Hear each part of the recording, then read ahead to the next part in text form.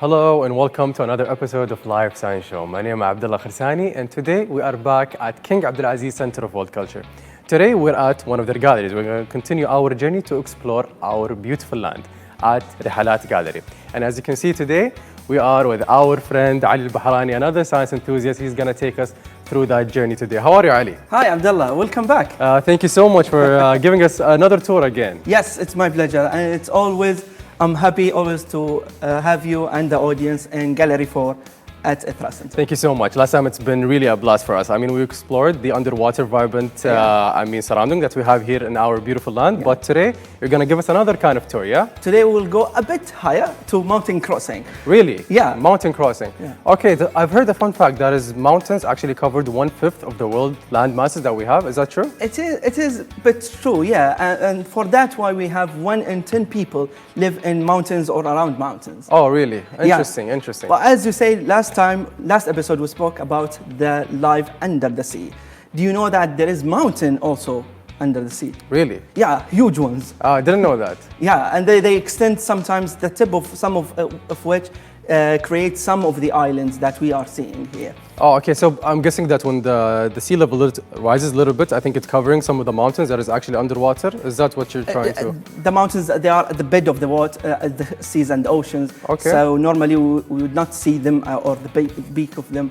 Okay. But there is mountains. It's a misconception that we have only mountains on land, but we have also under the water. Interesting. Yeah. Thank you. And that's, at the sea level, we measure the height of the mountains from the sea level itself. Okay, that's what I heard actually, because we need to, like, whatever mountain that is actually more than 1,000 feet above sea level, that considers actually a mountain. This is how we categorize it. I think this is the scientific way of approaching it, I mean. It is just a roughly way to put it that way. Okay. But speaking about height, do you know what is the highest peak on land?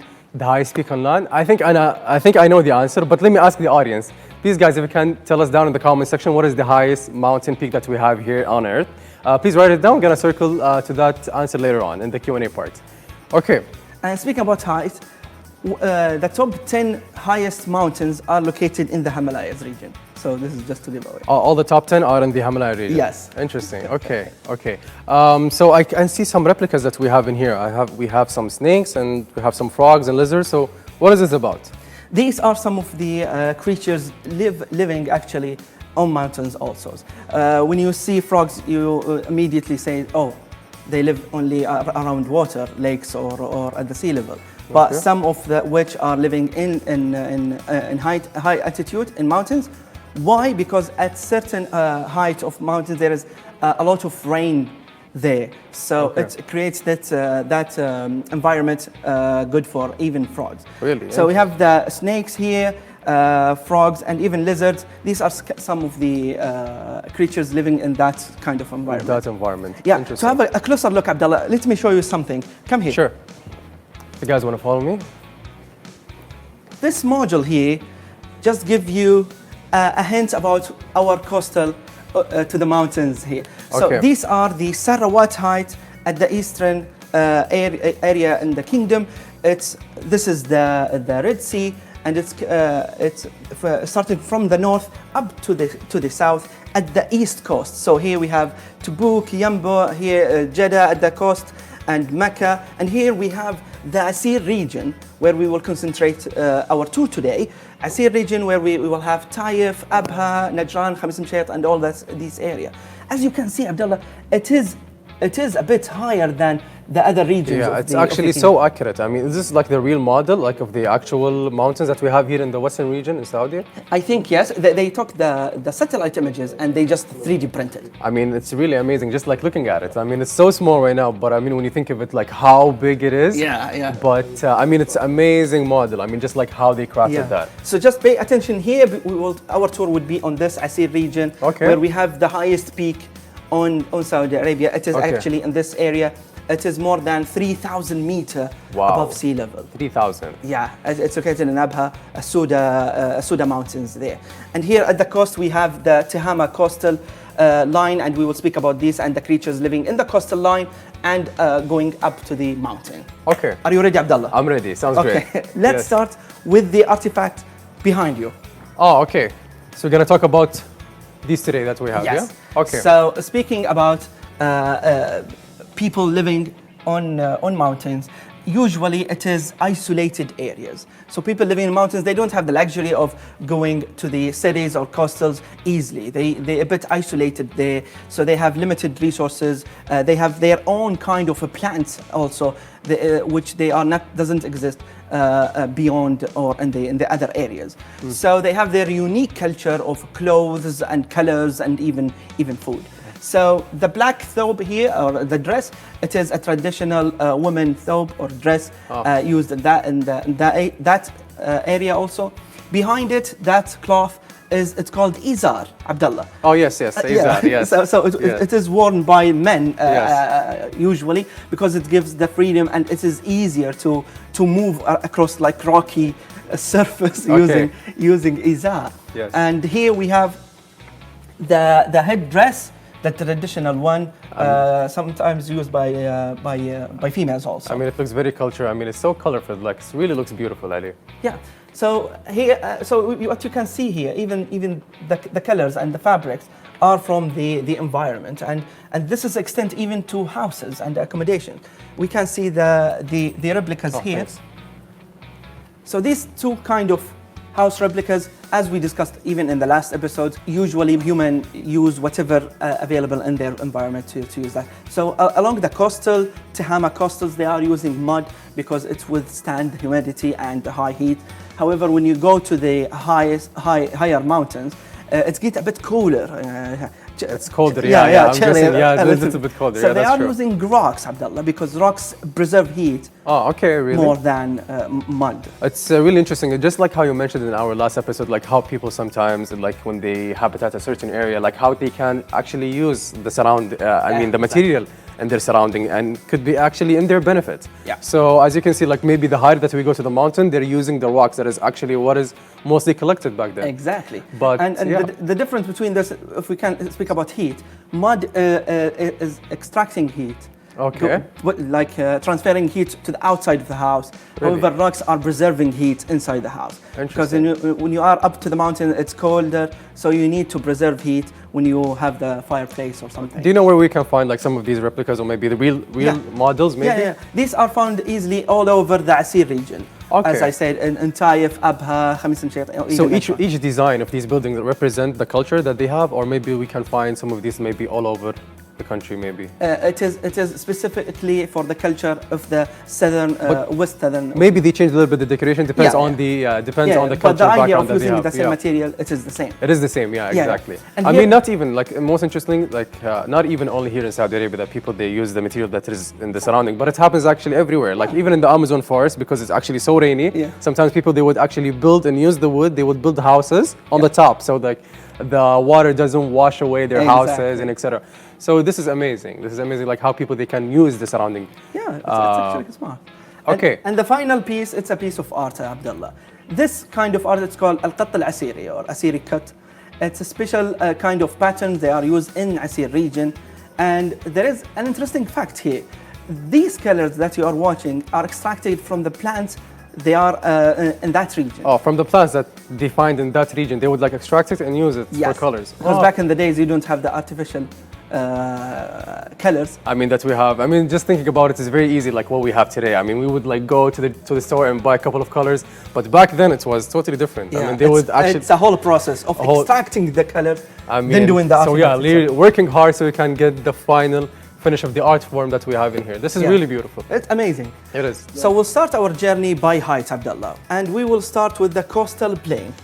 The coastal plain. I can see that here we have like a lot of animals. Are we going to talk about all of these right now? We'll speak about some of them at each height. Can't wait. Can't wait. Yes. Okay. So we are here at the coastal plain in Tehama region, as I showed you in the 3D model, and it is interesting.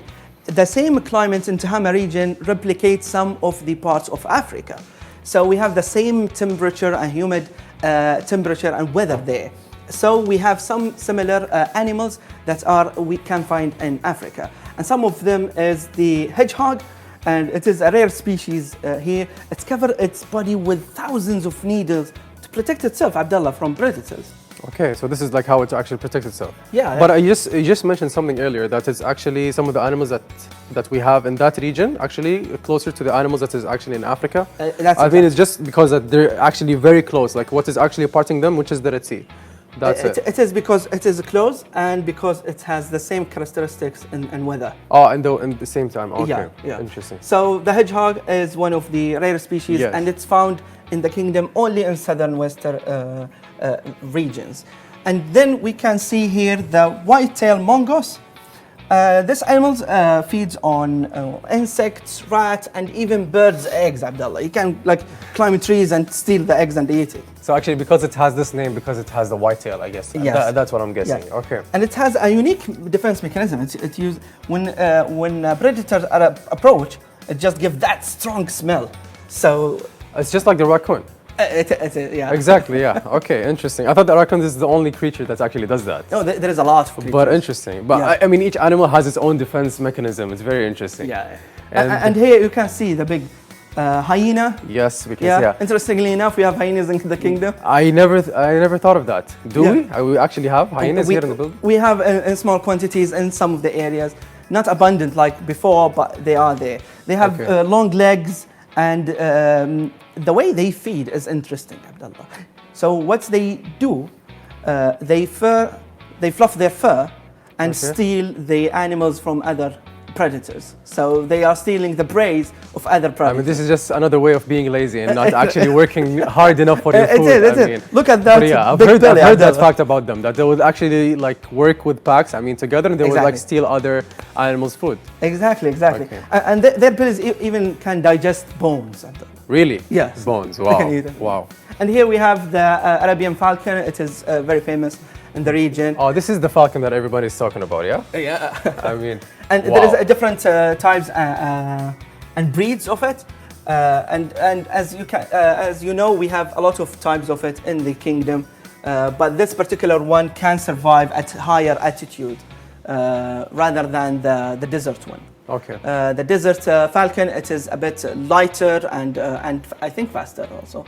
Okay. But this can withstand high temperature and low temperature and low pressure also up in the mountains. Fascinating, Ali. Fascinating. So these are can found at the coastal plain, going up. So which is the lower level?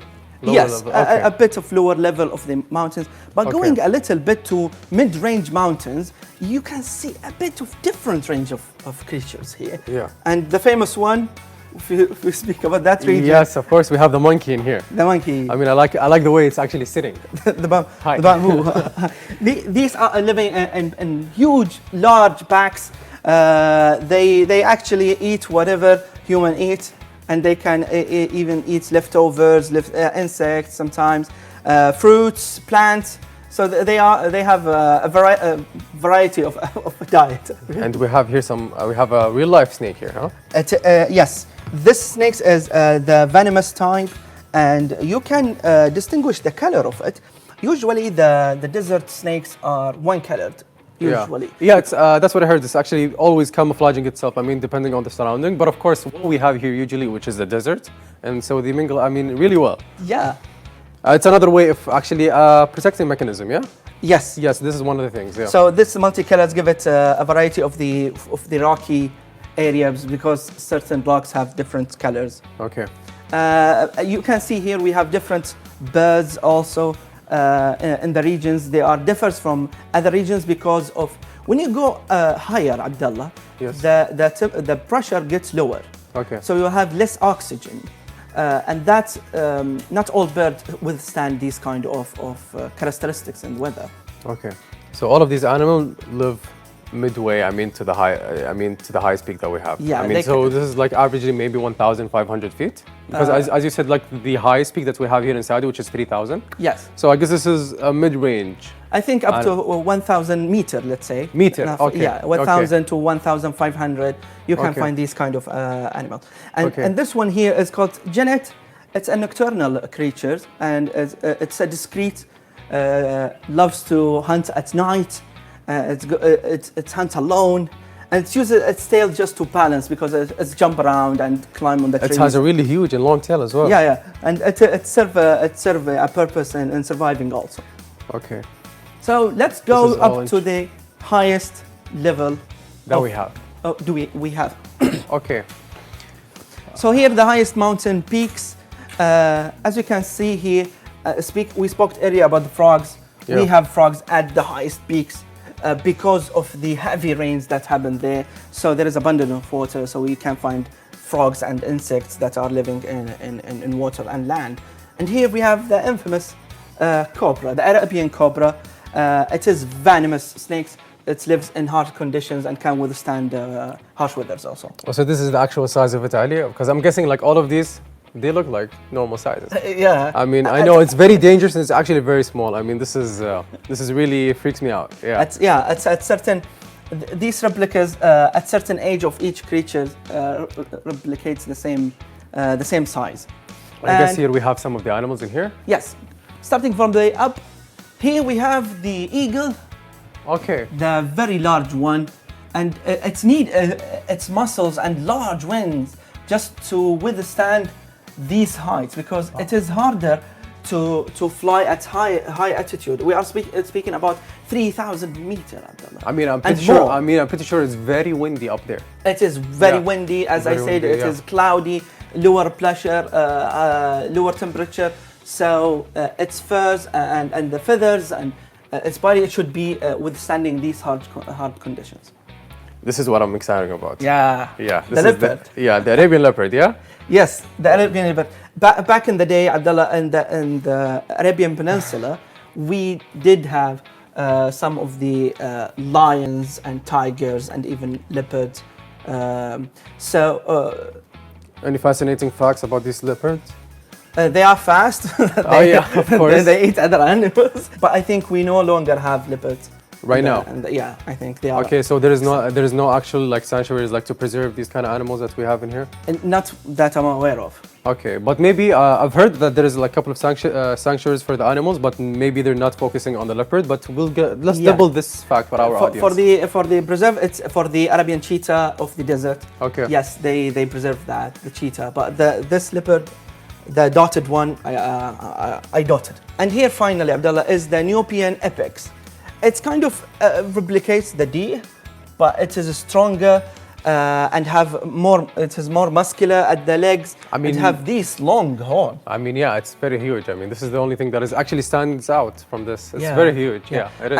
And the way they mount on the mountains are very unique.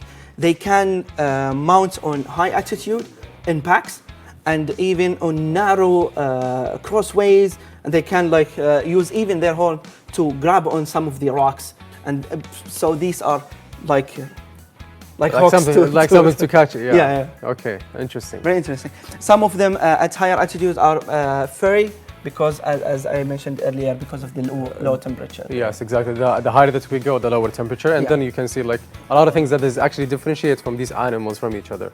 Yes. Okay, after talking and finished talking about these fascinating animals that we have in here, Ali, thank you so much for giving us this amazing tour. Now we're going to move on to the Q&A part, where we're going to accept some of the questions that our audience have. Please, Ali, we have some chairs if you want to have a seat. Thank you. Okay. Right now, this is going to be our last segment of the show. We're going to start the Q&A part. You guys are going to ask us a question that is related to today's topic. So there's two ways to do this. Either we're going to write down your question down in the comment section, or we're going to have a video call. Okay? Ali, are you ready to tackle the question? Yes, let's go. Okay, who's going to be our first caller today?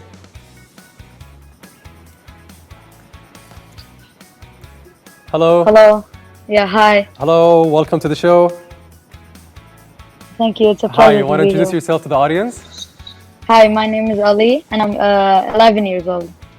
Hello, Ali, welcome to the show. Thank you so much for participating today.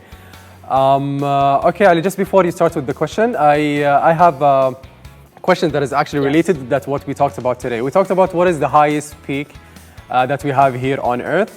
Do you have the answer for that question? Yes, that's going to be Mount Everest. That is actually correct. That is actually just a follow up on that fact. Do you know what is the second highest peak that we have here in Earth? No, I don't know.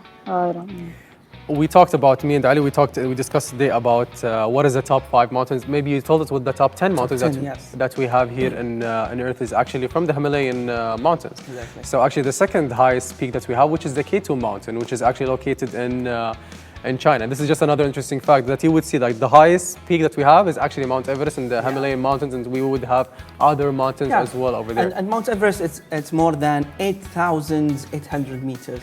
8,800 meters. Yeah, and we talked about the mountains that we have here in Saudi, which is about roughly 3,000. It is about roughly 3,000. Wow, so it's more than doubled. So 8,000, 8,000. Speaking of 8,000, this is like when it comes to a natural mountain. It is, yes. But if you want to talk, I don't know, Ali, have you ever visited Dubai before? Yes, but I was really young. I guess you can't remember that you have seen Burj Khalifa, yes? No. Burj Khalifa is actually one of the longest buildings the towers that we have here in the Arabian region and the Gulf region, which is actually 1 kilometer. It is roughly, yeah. 1 kilometer. Yeah. And speaking about the Himalayan mountains, which is about 8,000. So I'm guessing it's safe to say that the Himalayan mountain tops Burj Khalifa like about 8 to 9 times. 8 to 9 times. Just to give you like a picture about how big is that mountain is. Yeah. Okay, Ali, do you have a question about today's topic? Yes. What do the traditional decorations of the mud houses represent? You got that, Ali? Yes. You want to take that? A nice question. It's a cultural one. The decoration actually in that area represents the unique culture of that area, the Asir region. And it usually uses rectangles and triangles to represent their identities in their houses and even in their clothes. We saw some of the piece of art using the Al-Qat al-Asiri, and it's a bit unique and fascinating how they are using these geometrical shapes with these different colors, and they embed it in all of their fabrics of life, and in their clothes, and in their artifacts, and even in their buildings. So it is just a call of culture that says this is Asir. That is fascinating. Do you have another question for us, Ali? Yes. How would we know if a snake is venomous or not? How do we know if a snake is venomous or not? That's an interesting question. Yeah. I would love to know that. This is a death or life question. Yes, It's a exactly. matter of life and death. Yes. So snakes. This is very interesting because here in the region, we go sometimes to the desert, especially in winter season, and we encounter some snakes there. We always afraid that it is venomous, but actually not all snakes are venomous. Some of them are not. And the faster way is from the shape of the head of the snakes. So if it tends to be like a bit of a triangular shape, as some of what we've seen today, it is tend to be venomous. But if the head is a bit curvy or smooth along with the neck, it's tend to be not venomous. So just watch the head. Yes, I would advise you actually to stay away from all snakes, if that would actually really help. And I would recommend don't grab it from the tail and just swing it. Exactly. So just try to be away from those. Ali, do you have another question for us? No, that's all. Thank you, Ali, so much for participating today. We really appreciate your efforts. And of course, I'm pretty sure that a lot of people are actually listening to the question. So a lot of people actually learned from this discussion right now. Thank you so much, Ali, and we'll see you again. Nice ones indeed. Yeah, thank you. Okay, that was fun. Yeah. I mean, we talked about, the Himalayan mountains that we have. And I forgot to mention a fact. The Himalayan mountains actually was formed about 50 million years ago. Oh. I mean, that's a really long time ago. And some of the formation actually happened because like when a volcano happens, it erupts again and again and again. And this is how actually a mountain is actually formed. If it's a standalone, but if you have a series of mountains like in the Himalayas, it is due to the crust movement or tectonic. Exactly, yeah. Some of the crust actually builds up, and that's actually that because of this movement. But of course, there's many ways how a mountain is actually formed. The Mount Fuji in Japan, for example, it is actually a volcano.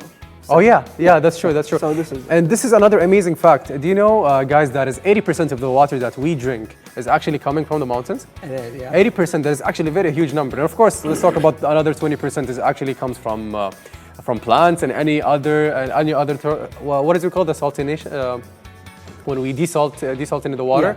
some of the factories, and of course, about 80% of the water that we have, I mean, we use in planet Earth actually comes from the mountains. And why is that? Because we have heavy rains at the top of the mountains. Oh, okay. So maybe that's that's it explained. is fresh water from rains, but because it is heavily preserved, so it's actually preserved over there, and yes. it's actually interesting. Yes. So let's move on to our second caller. Do you have a second caller?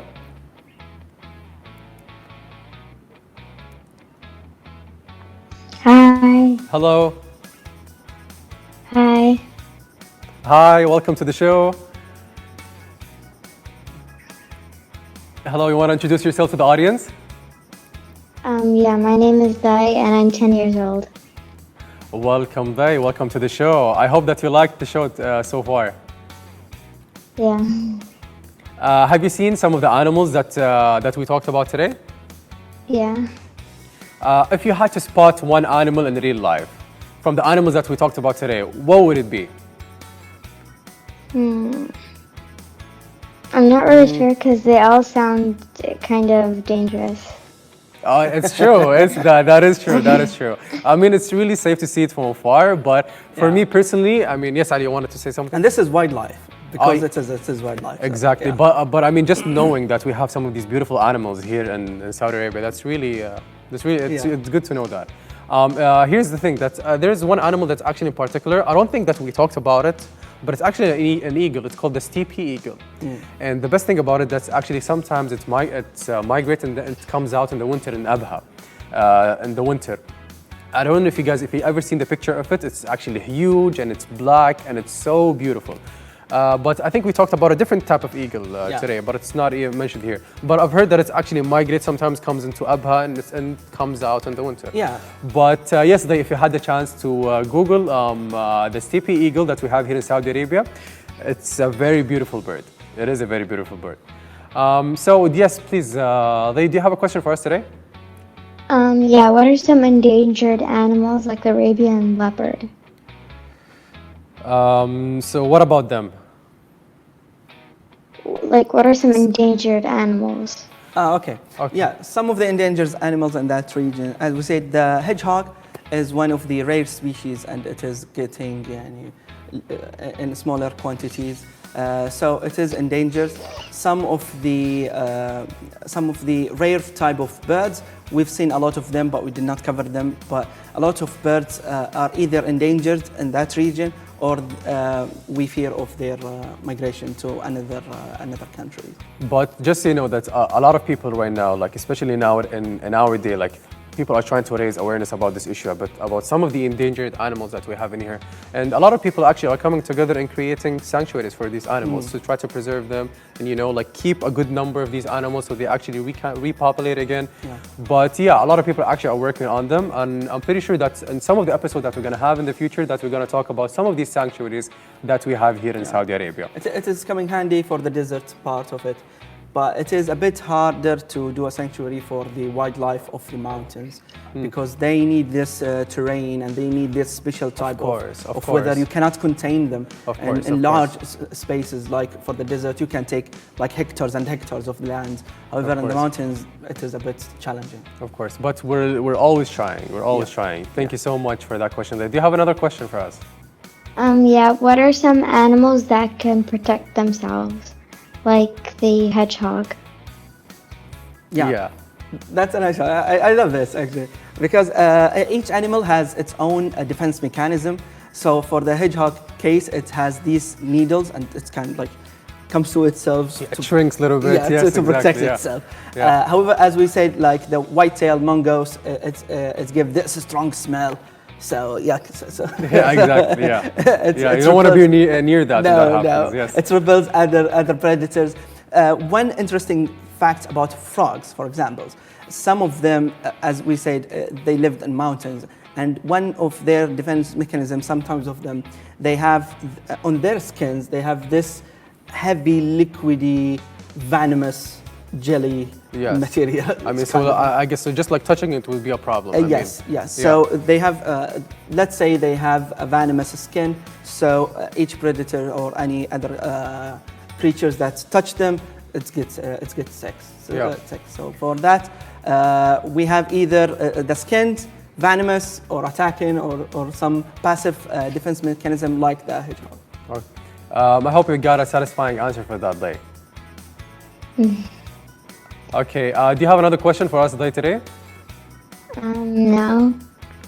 I just want to say thank you so much for those questions. I'm pretty sure that a lot of us learned today about discussing these topics that we had today. Thank you so much again for participating, and then I guess we'll see you in other episodes. Thank you so much, Tay. Bye. Bye. Okay, Ali, it's been fun. I mean, we've been trying to cover, exploring some of the places that we have here in Saudi Arabia. Last episode, we talked about the vibrant underwater society, surroundings that we have here, that's actually bordering our land. And today we talked about the mountains that we have. We talked about the animals that lives in these mountains. And that's the region. And it's been really great. I mean, I really learned a lot from this journey that we had today. I just want to say personally, thank you, Ali, so much. Thank you, Abdullah. And I want to thank the audience for tuning in today. Please don't forget to tune in our next episode. We're trying to think about an episode that we're going to do next time, which is we're going to want to cover another scientific related topic throughout Ithra parameter. So if you guys have any suggestions, please write it down in the comment section, and we're going to try to cover that in future episodes. Ali, thank you so much again. Thank you, Abdullah. It's been really great. Thank you so much, guys, and we'll see you next time. Bye-bye. Bye-bye.